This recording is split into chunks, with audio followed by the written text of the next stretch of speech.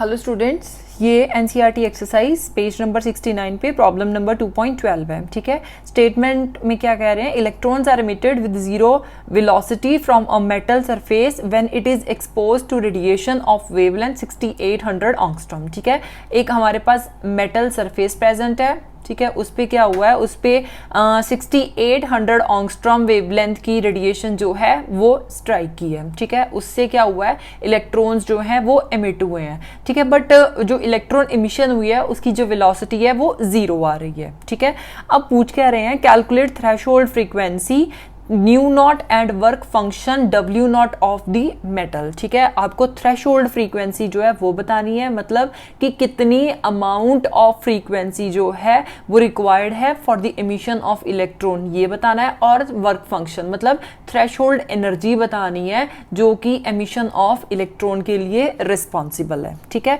तो हमारे पास एक फॉर्मूला है, we know it very well, energy of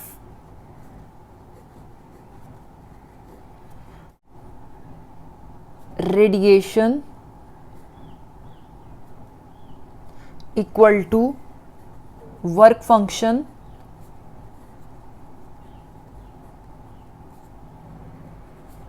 plus kinetic energy of electron. ठीक है, कि जो भी हमारे पास एनर्जी ऑफ रेडिएशन है, जिस रेडिएशन से हमारे पास मेटल जो है वो स्ट्राइक कर रही है, ठीक है, उसमें जो इलेक्ट्रॉन्स है वो वर्क फंक्शन प्लस जो इलेक्ट्रॉन की काइनेटिक एनर्जी है उसके इक्विवेलेंट आएंगे। लेकिन we know it very well, if the velocity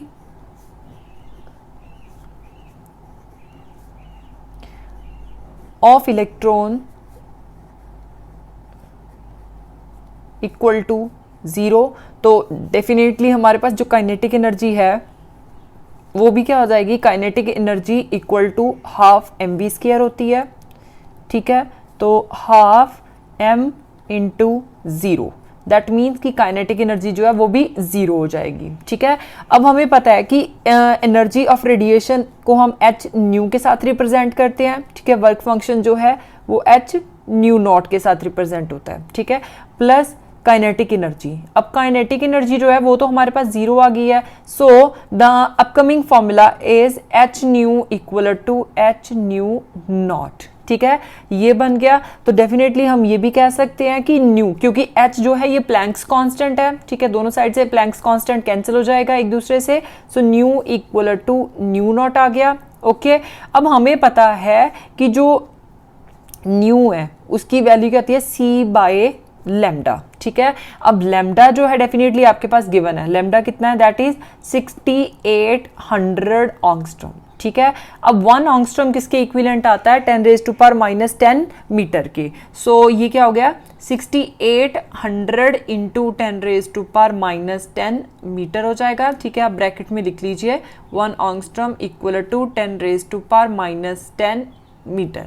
done. अब c की value that is 3 into 10⁸ metre per second. ठीक है, अब आप वैल्यूज पुट कर दो तो क्या हो गया, 3 into 10⁸ metre per second divided by 6800 into 10⁻⁻10 metre. ठीक है, मीटर के साथ मीटर कैंसिल हो गया। ठीक है, अब हम इसको सिंप्लीफाई कर सकते हैं। ये 6800 को जो है अगर मैं सिंप्लीफाई करना चाहूँ तो क्या मैं ऐसे लिख सकती हूँ, 6.8। ठीक है, यहाँ पे डेसिमल जो है यहाँ पे था। ठीक है, मैंने यहाँ पे शिफ्ट किया तो डेफिनेटली 1 2 3 मतलब इंटू 10⁻³ कर दूंगी। ठीक है, कि ये 10⁻³ क्या है, 1000 है। ठीक है, अगर मैं 1000 को 6.8 के साथ मल्टीप्लाई करती हूँ तो डेफिनेटली मेरे पास 6800 ही आ जाएगा।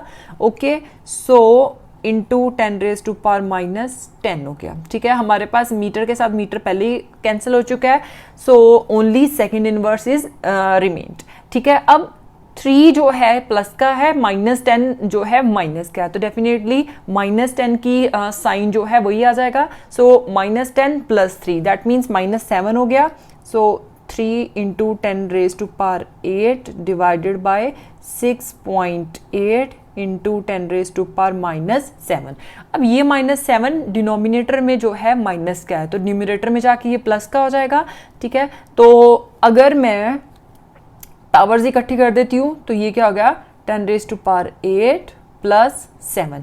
3 को जब मैंने 6.8 के साथ डिवाइड किया तो आई गेट 0.441, ठीक है, सेकंड इनवर्स। डन। अब इसको हमने सॉल्व जब किया तो I get 0.441 into 10 raise to power 15 second inverse, ठीक है। अब क्या मैं इसको एक 10 कैरी कर सकती हूँ, तो ये क्या आ गया, that is 4.41 into 10 raise to power 14 second inverse, ठीक है। आपके पास जो है फ्रीक्वेंसी आ गई है, that is 4.41 into 10 raise to power 14 second inverse. अब हमने यहीं पे बात की हुई है कि हमारे पास जो न्यू है, मतलब कि जो एक्चुअल फ्रीक्वेंसी आ रही है रेडिएशन की, वो थ्रेशहोल्ड फ्रीक्वेंसी के इक्विवेलेंट है। तो डेफिनेटली मेरे पास न्यू नॉट की वैल्यू भी कितनी आ गई है, 4.41 into 10 raise to power 14 second inverse, ठीक है। तो अब आप वर्क फंक्शन निकालो। वर्क फंक्शन का हमने फॉर्मूला ऊपर ही लिखा हुआ है, work function W nought equal to H nu nought, ठीक है। अब न्यू नॉट की वैल्यू जो है हमारे पास गिवन है, that is 4.41 into 10 raise to power 14 second inverse, ठीक है। H की वैल्यू जो है, H इज प्लैंक्स कांस्टेंट, ठीक है। तो H की वैल्यू क्या आ जाएगी, 6.626 into 10 raise to power -34 joule second, ठीक है। अब आपके पास दोनों वैल्यूज जो हैं वो गिवन है, तो आप वैल्यूज पुट कर सकते हो। तो क्या हो गया, 6.626 into 10 raise to power -34 joule into joule second into threshold frequency, so 4.41 into 10 raise to power 14 second inverse, ठीक है। सेकेंड इनवर्स के साथ सेकेंड कैंसिल हो गया, तो -34 है प्लस 14 है, तो डेफिनेटली माइनस का साइन बड़ा है। तो जब आपने 34 में से 14 माइनस किए तो you get 20। So 6.626 into 4.41 that is 29.2 into 10 raise to power -20 joule आ गया, ठीक है।